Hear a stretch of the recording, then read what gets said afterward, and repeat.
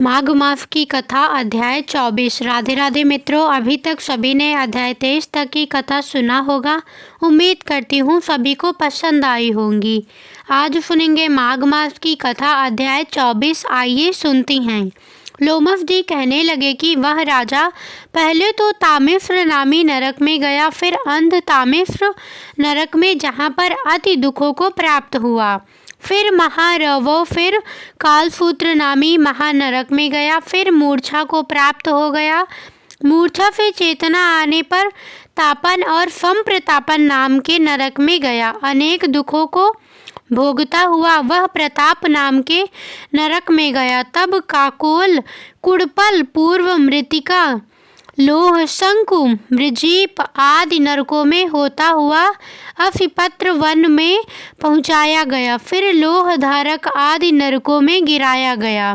भगवान विष्णु के साथ द्वेष करने के कारण वह 21 युग तक भयंकर नरकों की यातना भोगता हुआ नरक से निकलकर हिमालय पर्वत पर बड़ा भारी पिशाच हुआ। उस वन में वह भूखा और प्यासा फिरता रहा। उसको मेरु पर्वत पर भी कहीं खाने को ना तो भोजन मिला, ना ही पीने को जल। हुतव्यता के कारण वह पिशाच घूमता रहा। एक समय प्लुत प्रसत्रवड़ नाम के वन में जा निकला। बहेड़े के वृक्ष के नीचे वह दुखी होकर हाय मैं मर गया, हाय मैं मर गया, हाय मैं मरा, हाय मैं मरा, ऐसे शब्द जोर जोर से पुकारने लगा और कहने लगा, भूख से दुखी मेरे इस जन्म का कब अंत होगा। इस पाप रूपी समुद्र में डूबते हुए मुझको कौन सहारा देगा। लोमश जी कहने लगे कि इस प्रकार वेद पाठ करते हुए देवदूत ने उसके दुख भरे वचनों को सुना और वहां पर एक पिशाच को देखा, जिसकी लाल डरावनी आंखें, दुर्बल शरीर, काले काले ऊपर खड़े बाल, विकराल चेहरा, काला शरीर, लंबी सी जीभ बाहर निकली हुई, लंबे होठ, लंबी जांघें, लंबे लंबे पैर, सूखा चेहरा, आंखों में पड़े गड्ढे वाले पिशाच को देखकर देवदूत ने उससे पूछा कि तुम कौन हो और ऐसी करुण से क्यों रोते हो?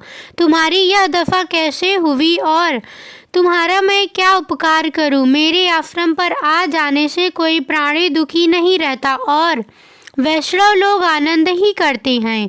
सो हे भद्र, तुम अपने इस दुख का कारण जल्दी कहो, क्योंकि विद्वान मनोरथ पाने के लिए विलंब नहीं किया करते। ऐसे वचन सुनकर प्रेत रोना बंद करके विनीत भाव से कहने लगा कि हे द्विज, किसी बड़े पुण्य में मुझको आपके दर्शन हुए हैं। बिना पुण्य के साधुओं की संगति नहीं होती। और फिर उसने पहले जन्म का वृत्तांत कहा कि भगवान विष्णु के दोष के कारण मेरी यह दशा हुई है। जिस हरि का नाम यदि अंत समय में मनुष्य के मुख से निकल जाए तो मनुष्य विष्णु पद को प्राप्त होता है। जो सबका पालन करता है उसी से मैंने द्वेष किया। यह सब मेरे कर्मों का दोष है, जिसकी ब्राह्मण तप द्वारा प्रार्थना करते हैं। ब्रह्मा आदि देवता, सनकादिक ऋषि जिसको मुक्ति के लिए पूजते हैं, जो आदि मध्य व अंत में विश्व का विधाता और सनातन है, जिसका आदि मध्य और अंत नहीं है, उस भगवान के साथ मैंने द्वेष किया। जो कुछ पुण्य किए मैंने पहले जन्म में किए थे, वह सब विष्णु की द्वेष रूपी अग्नि में भस्म हो गए। यदि किसी प्रकार मेरे इस पाप का नाश हो जाए तो मैं भगवान विष्णु के सिवाय किसी और देवता का पूजन नहीं करूंगा। विष्णु भगवान से द्वेष करके मैंने बहुत दिनों तक नरक यातना भोगी और पिशाच योनि में पड़ा हूँ। इस समय मैं किसी अच्छे कर्म के योग से आपके आश्रम में आया हूँ, जहाँ पर आपके सूर्य रूपी दर्शन ने मेरे दुख समान अंधकार को दूर कर दिया है। अब आप कोई ऐसा उपाय बताइए जिससे मेरी यह पिशाच योनि दूर हो, क्योंकि सज्जन पुरुष उपकार करने में देर नहीं करते हैं। देवदत्त कहने लगे कि यह माया देवता, मनुष्य, असुर सबकी स्मृति को मोहित कर देती है, जिससे धर्म का नाश करने वाला द्वेष उत्पन्न हो जाता है। जगत के उत्पन्न करने, रक्षा करने और नाश करने वाले जो सब प्राणियों की आत्मा है, उनसे भी लोग द्वेष करते हैं। जिनके अर्पण करने से सभी कर्म सफल होते हैं, उनकी भक्ति से मुख मोड़ने वाले मूर्ख कौन सी गति को प्राप्त नहीं होते। चारों वर्णों का वेद उक्त हरि का भजन करना ही उत्तम है, अन्यथा कुमार्ग में चलने वाले मनुष्य नरक के गामी होते हैं। इसी कारण वेद विरुद्ध कर्मों को त्यागना चाहिए। अपनी बुद्धि से बचे हुए धर्म के मार्ग पर चलने से मनुष्य परलोक के पथ का भी नाश करते हैं। वह वेद, देवता और ब्राह्मणों की निंदा करते हैं। झूठे मन कल्पित शास्त्रों को मानने वाले नरक में जाते हैं। देवादिदेव विष्णु से विमुख होने वाले नरक में जाते हैं, जैसे द्रविड़ देश का राजा नरक में गया। इस कारण इनकी निंदा नहीं करनी चाहिए और वेद में ना कही गई क्रिया को भी नहीं करना चाहिए। लोमस जी कहने लगे कि ऐसा कहने पर मुनि ने पिशाच को सुमार्ग बतलाया कि माघ मास में तुम प्रयाग में जाकर स्नान करो, उससे तुम्हारी वह पिशाच योनि समाप्त हो जाएगी। माघ मास में प्रयाग में स्नान करने से मनुष्य पहले जन्म के सब पापों से मुक्त हो जाता है। वहाँ पर स्नान करने से मुक्ति प्राप्त होती है। इससे बढ़कर और कोई प्रायश्चित नहीं।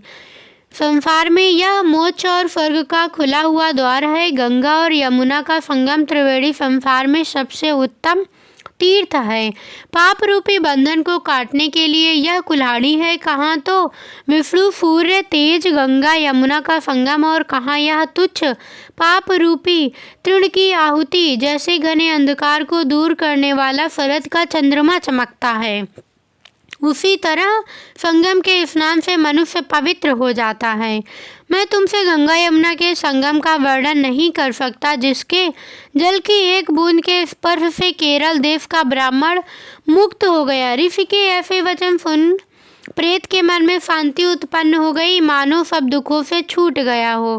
प्रसन्नता से उसने विनयपूर्वक ऋषि से पूछा, ऋषि से क्या पूछा, इसका वर्णन अगले अध्याय में किया जाएगा। वीडियो पसंद आई हो तो चैनल को सब्सक्राइब, वीडियो को लाइक करना ना भूलें। धन्यवाद।